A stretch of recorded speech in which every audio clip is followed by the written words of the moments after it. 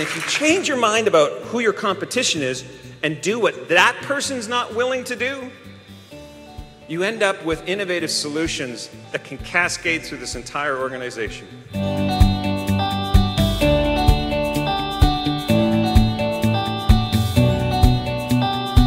Your job is to do what the competition is not willing to do.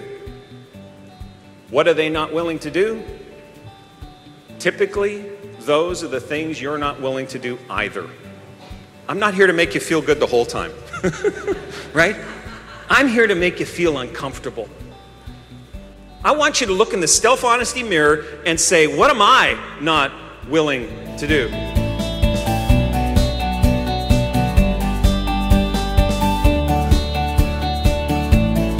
Until you reach your members' subconscious mind, you are not in the business of influencing them. You're not. What's critical for ourselves if we want to get better, and especially for the members as well, is to create an alignment between their conscious and subconscious mind, where 2,000 neurons and 4 billion neurons are headed in the same direction. Here's a metaphor you coaches in this room can use. The ratio between the conscious and subconscious mind is the exact same ratio between an ant and an elephant. The ant is the conscious mind, on the back of the elephant, the subconscious mind. And all day long, the ant's making a decision where to go. I want to go west, says the ant. The ant starts walking on the back of the elephant going west. What if the elephant is headed east? Which way is the ant really going?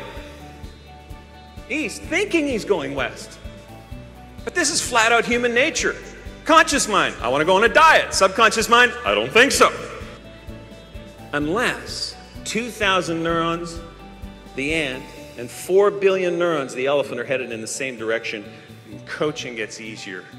Loyalty goes up. Results go through the roof. And then you've got a raving lunatic advocate on your hands.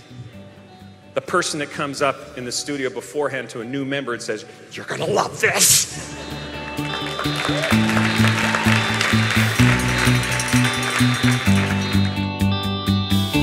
In fact, I ended up kind of being a secret shopper of sorts. And Natalie, it would seem very important to her that I come back. And then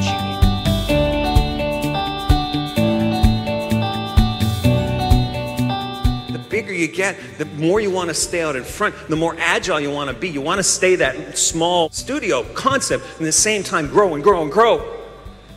But staying agile becomes a very important thing for each of us to embrace. In that, how do we compete? One of the first questions I asked in my due diligence was, who is your competition?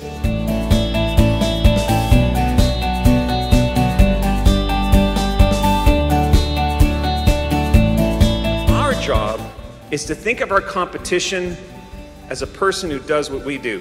Meaning, if you are an owner, if you are an AR, if you're a coach, if you're a studio manager, and instead of trying to do what they're not doing, think of it this way. Do what the competition is not willing to do.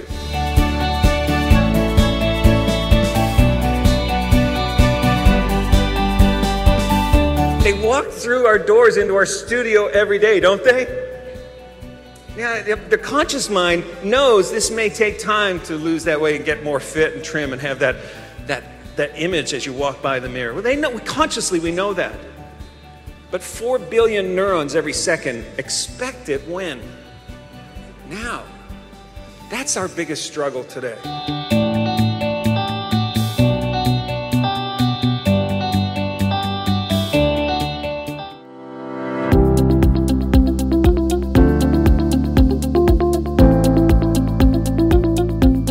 What is the biggest drag? It's fear. There's a fear of something in your members when they walk through your door.